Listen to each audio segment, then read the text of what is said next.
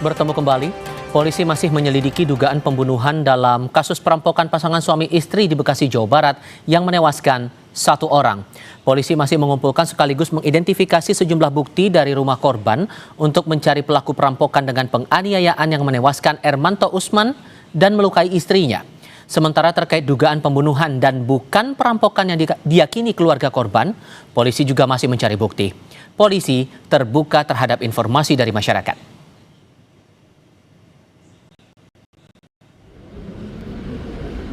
Agar polisi dapat mengusut kasus ini secara tuntas dan sejujur-jujurnya, karena mereka meyakini ini kasus pembunuhan gitu Pak. Tanggapannya mungkin Pak?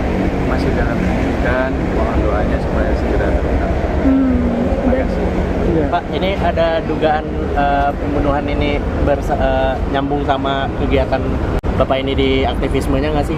Yang suka bikin podcast dan juga di Serikat Buruh? Semua masih dalam penyelidikan ya, mohon waktu ya. Mohon dukungannya. Kalau ada saksi-saksi yang bisa memberikan keterangan dan lainnya informasi-informasi, kami dengan senang hati bisa untuk menampung.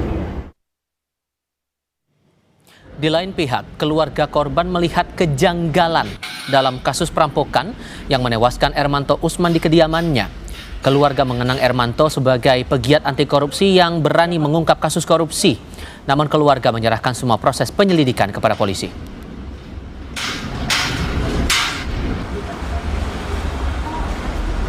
Minta kepada tentunya media untuk mengawal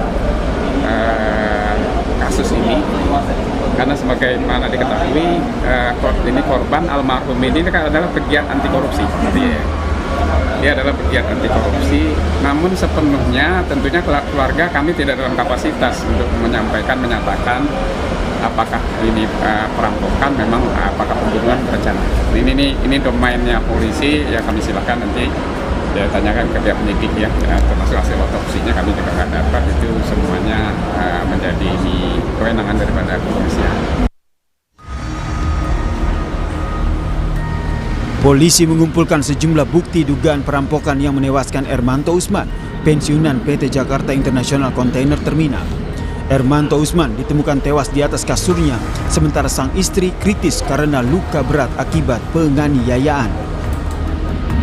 Polisi mencari jejak pelaku dengan memeriksa sidik jari pada sprei korban yang bersimbah darah, jendela kaca yang pecah, hingga jejak kaki yang ada pada dinding rumah.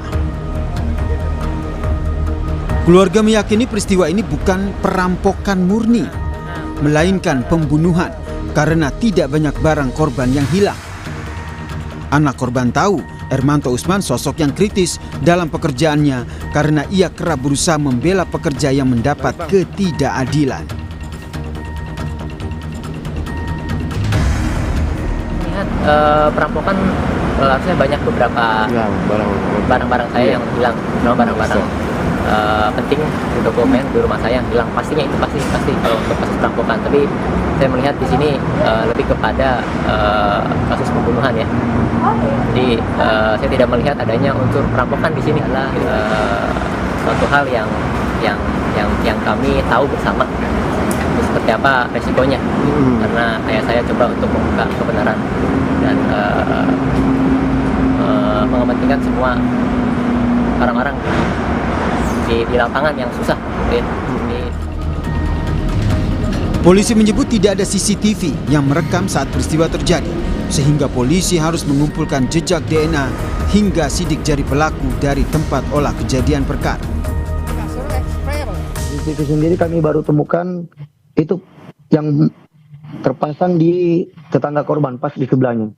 Sudah kami juga lakukan pengecekan, CCTV hanya menghadap ke jalan depan rumah tetangga korban, tidak terekspos di halaman rumah korban persis, dan sudah kami cek itu tidak ada yang melintas Mbak, di jam 12 sampai jam 3, jam 4 gitu.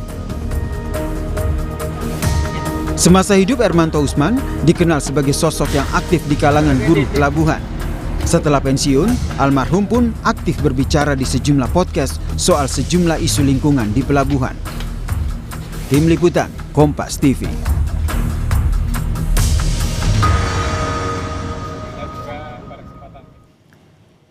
Keluarga Ermanto Usman meyakini kasus perampokan Pak Sutri di Bekasi adalah pembunuhan. Lantas bagaimana polisi mencari barang bukti yang menguatkan apakah kasus ini perampokan dengan penganiayaan atau pembunuhan? Kita bahas bersama mantan Kabar Eskrim Polri Susno Duaji. Selamat petang Pak Susno, terima kasih sudah menyediakan waktunya untuk Kompas Petang. Pak Susno, kalau kita berangkat dari kecurigaan keluarga, dari anak korban, terkait dengan ini bukan sekedar perampokan, tapi ini justru adalah pembunuhan. Apa sebenarnya yang bisa dilakukan oleh penyidik untuk melakukan ataupun menemukan langkah-langkah krusial mengungkap kasus ini? Baik, pertama kita mengucapkan turut bala sungkawa ya atas meninggalnya almarhum. Yang kedua terkait dengan peristiwa ini, apakah ini murni perampokan sehingga menghilangkan jiwa orang untuk mengambil harta bendanya, atau ini justru murni pembunuhan tapi berkedok perampokan. Nah, itu yang harus dibedakan. Yang paling gampang adalah untuk mengungkap kasus ini tentunya dengan pertama memintai keterangan saksi orang-orang terdekat tentang aktivitas daripada korban. Itu satu. Yang kedua, karena tidak ada CCTV di TKP, maka kita lihat di TKP juga banyak informasi yang bisa diungkap. Antara lain, pertama, masih ada korban yang hidup, yaitu istri. Yang kedua, pada istri dari korban, adakah benda-benda berharga yang tidak diambil oleh perampok, misalnya berupa emas, berupa perhiasan. Yang ketiga, adakah di TKP benda-benda yang diambil oleh perampok gitu. Nah, saya dengar ada kunci mobil, tapi mobilnya tidak hilang. Bisa saja kunci mobil itu bukan untuk curi mobil, tapi untuk agar orang tidak bisa mengejar dia dengan kendaraan. Pak Susno, tapi gini, kalau yang dicuri oleh pelaku saat ini adalah kunci mobil tanpa mobilnya, apakah itu bisa dijadikan indikator bahwa ini bukan sekadar perampokan? Dan apakah yang seperti Anda sebutkan tadi, background dari kegiatan korban ini bisa dijadikan salah satu bagian dari pemeriksaan ataupun penelusuran? Iya. Pertama, kunci mobil diambil, mobilnya tidak hilang. Itu bisa saja kamuflase supaya dia tidak dikejar dengan pakai kendaraan. Atau bisa untuk menghilangkan jejak bahwa, oh ini seolah-olah betul pencuri. Yang ketiga, saya katakan tadi bahwa harus dilihat background aktivitas daripada korban pada akhir-akhir ini. Nah, dari pihak mengatakan dia adalah penggiat daripada kasus korupsi ya, untuk anti korupsi. Nah, sekarang maka dia berbicara terakhir untuk kasus korupsi yang mana. Nah, kasus korupsi yang mana, kemudian siapa yang terkena di situ. Nah, dari yang terkena dan kasus korupsi yang mana, itu juga menggiring daripada berarti paling tidak yang jadi korban untuk tindak pidana yang daripada pembicaraan korban atau apa yang diungkap oleh korban itu minimal walaupun dia tidak melakukan, itu bisa jadi otak daripada perbuatan ini ya. Seandainya kita mengatakan kasus ini kepada pembunuhan murni. Nah, kalau kita mengatakan pencurian, maka kita harus berat pada sampai membunuh begitu berarti perampokan besar-besaran, tapi ternyata tidak. Pak Susno, lalu metode apa yang paling tepat bisa dilakukan penyidik untuk benar-benar mengungkap dan memastikan kasus ini? Dan apa biasanya kesalahan-kesalahan fatal yang menyulitkan penyidik untuk mengungkap kasus ini? Baik, pertama kita berbicara untuk mengungkap ini, tentunya kita harus cari alat bukti saintifik. Alat bukti saintifik itu apa? Pertama, sidik jari di sekitar situ.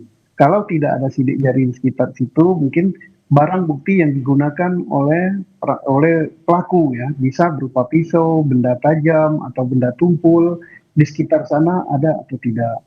Ketiga, sisa-sisa yang ditinggalkan oleh korban di sekitar TKP.